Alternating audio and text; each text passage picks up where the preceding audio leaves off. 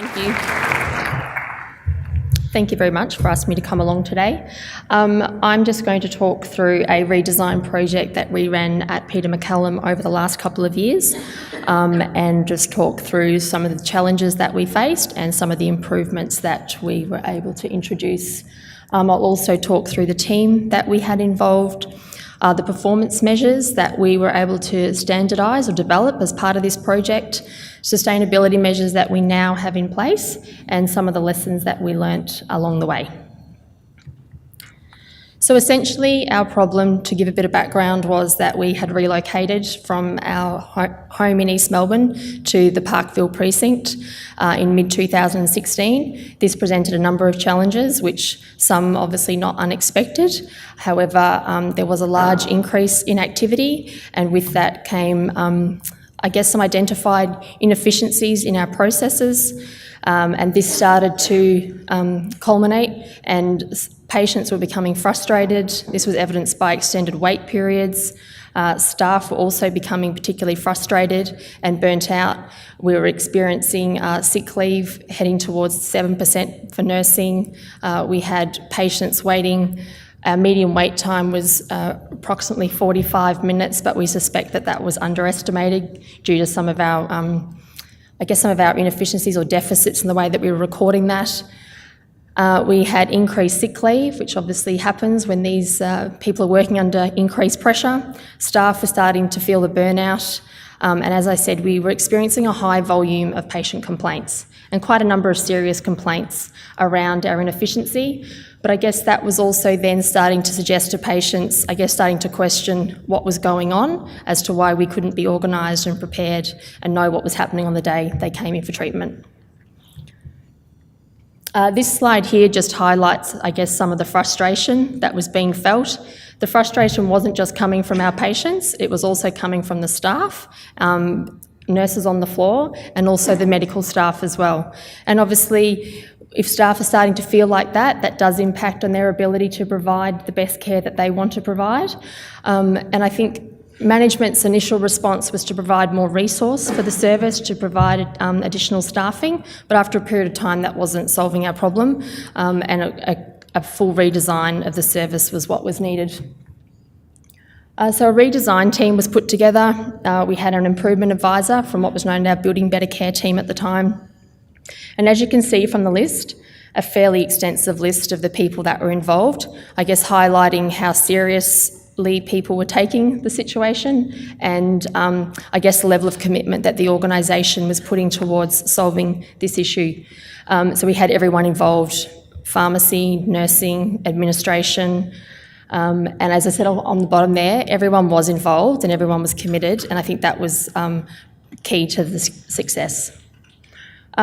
This is by no means an exhaustive list of the improvements that we were able to implement or that we trialled at different times. We also did a benchmarking exercise, and we came out and met with a number of people that are in this room today just to get some insight on what other centres were doing and as an opportunity to explore and share those challenges. So we're also able to learn from each other in that way as well. We implemented a two-step process, which I know a lot of centres are already doing, where we're aiming to separate out our clinic review and our treatment day. This not always possible given the high volume of trial patients or patients who are coming from rural areas, but we certainly embarked on a mission to try and separate out treatment and review. We also went down the path of cohorting immunotherapy treatments, and I know Angela mentioned about trialling that at the Austin. That certainly came with some challenges around the fact that we were having a lot of short treatments on particular days, and that obviously creates a high volume in the service. But that was also working in conjunction with pharmacy around how we could improve some of the pre-manufacturing. So that was identified as one of our gaps in our service as well. We also worked really closely with the medical team and pharmacy that we developed pathway-specific pathology parameters and also clinic review timeframes. So we had fairly broad-based parameters which we were using as guidelines in order to be able to verify that treatment was going ahead. So we really drilled down and looked at those relative to the different pathways that we were given. administering rather, and we continue to work on that with medical oncology and haematology. And also with that, also reviewing the frequency that patients were having a clinic review and the time frames around which that clinic review could happen. There was, I guess, a bit of a thought that those reviews had to happen the day prior, but obviously given different protocols and regimes, there was often a case that could be happening 2 to 3 days prior or even sooner in some cases. And also, I guess, building that trust within the team around that patients will also be undergoing a nursing assessment once they come into the day unit. So that was also part of the process that we had to work through. Another gap that we identified was the timing around which the patients were having their pre-treatment bloods. We had a bit of a fixation on bloods happening 24 hours prior. So for a patient, or day prior, so for a patient that could mean 3 o'clock the afternoon before treatment, again, not giving us enough of a time frame in which to be able to do the checks that we required from a pharmacy and nursing verification process, manufacturing, that we could actually be ready when they came in for treatment. So we actually did a really big campaign around that. The team developed some education materials, and we also developed some actual badges like that the nursing staff were wearing. So the staff really got engaged on being able to roll that out once we identified that that was really a big gap that we had. We also strategies to improve our communication between medical and nursing to ensure that once a treatment review had happened, pre-treatment review had occurred, that documentation and the was coming back to the nursing staff in the day unit so that we had all of that information to confirm that treatment was going ahead. So we developed, we standardised clinic templates for pre-treatment reviews. We also reviewed the booking form for new referrals. So just a few small changes that were aimed at improving efficiency, as I said, but also that communication aspect as well. We also modified the admission and the check-in process at our reception. As I said, a high-volume service. The chemotherapy day unit sits within day therapy at Peter MacCallum, so we see up to 150 patients through that service a day. On average, at the moment, sort of 70 to 80 of those patients could be receiving chemotherapy. So we did a lot of work with administration around how we can improve that process as well. Without going into too much detail, we did a whole redesign of roles. We did a lot of role mapping, re-looking at who was doing what. Also really conscious that the staff on the floor, the ANUMs on the floor, who had a lot of responsibility, obviously from a clinical point of view, in being able to support the staff and ensure a safe environment, but also to maintain patient flow, were getting caught up in a lot of the administration tasks, the rebookings, those types of things. And I know a lot of you work in that environment understand the frustrations and the challenges in that space. So we did a lot of work around trying to move roles to different people so that the staff on the floor could actually concentrate on doing the work on the floor, which then really led to us forming an advanced planning team, which we sort of had an element of, but again was around changing people's focus that we needed to be ready to go 24 to 48 hours in advance and not so much just on a day-to-day basis. And with that came the redesign of our entire scheduling system. We use Charm, and we were using that from an auto book perspective. So we turned that off, so to speak, and we went through a manual process so that we could have more control over the flow on a day. So the performance measures that we had, or that we still have in place, we now monitor by, again, not an exhaustive list of what we look at, but some of the key factors that we look at. As I said earlier, one of the key gaps that we identified was that patients didn't have their bloods, we didn't have blood results available in advance, so we've been able to make some improvements there. We also, pharmacy did a big piece of work around looking at the volume of drugs that were pre-manufactured by the time the patient came in for treatment, and obviously you can appreciate that's associated with the cost of medication, short expiry, but we have made some inroads there.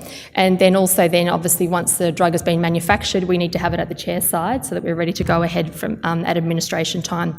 So we've made a lot of process improvements, and that's also involved the work of the PSAs, administration, everyone's been involved. And we also monitor the number of drugs, or the charts rather, that are prescribed, so that we might have a patient obviously booked for treatment, but we don't have a confirmed prescription that is going ahead. And so we've done a lot of work with the medical team around that. Number of formal complaints has come down considerably. We were getting 15 to 18, possibly more formal complaints, and obviously you're also getting the anecdotal daily complaints. We're now experiencing 1 to 2 complaints associated specifically with wait time, which has been a big win. And I think even just anecdotally from the staff on the floor, there's certainly a better feeling around patient satisfaction. Our median wait time, which essentially was the aim of the project, was to reduce our median wait time. We're now sitting at about 15 to 16 median minutes. That's across our chemotherapy. Our systemic chemotherapies, that was sort of our hotspot, if you like, given the volume and the manufacturing associated with that. So that's the area that we really tightly monitor. And we've also seen a really big improvement in our 75th in our wait time, 75th percentile. So just our sustainability measures moving forward, we've been able to build a suite of real-time performance measures, which was another gap, and we monitor these on a daily basis. We now have monthly reporting with our senior management, regular MDT team meetings, so that we're, as I said, just reviewing that, having ongoing open discussions with medical, pharmacy, nursing, so that we're on top of those improvement aspects. And our advanced planning team also has some KPI monitoring in place. So what did we learn? We learnt we had to have trust, I think, which is pretty much a given in healthcare, but we learnt that we needed to have trust across the teams, the multidisciplinary team, that the checks were in place, the safety measures were in place, and that people were accountable and responsible for their role in that process. And it's difficult to improve step 2 if you haven't got input and process reliability at step 1. I can assure you it wasn't a straightforward process. There were things that we tried that didn't work, and there was a lot of going back and revisiting things. And I think probably the secondary outcome was that we have been able to build capacity within the service. Like many services, just healthcare in general, the demand continues to increase, and I think that has been a secondary outcome for us, that we have been able to increase our capacity, treat more patients, but still maintain the quality of that service and have all the safety checks in place along the way. Cool. Thanks very much, Patriece.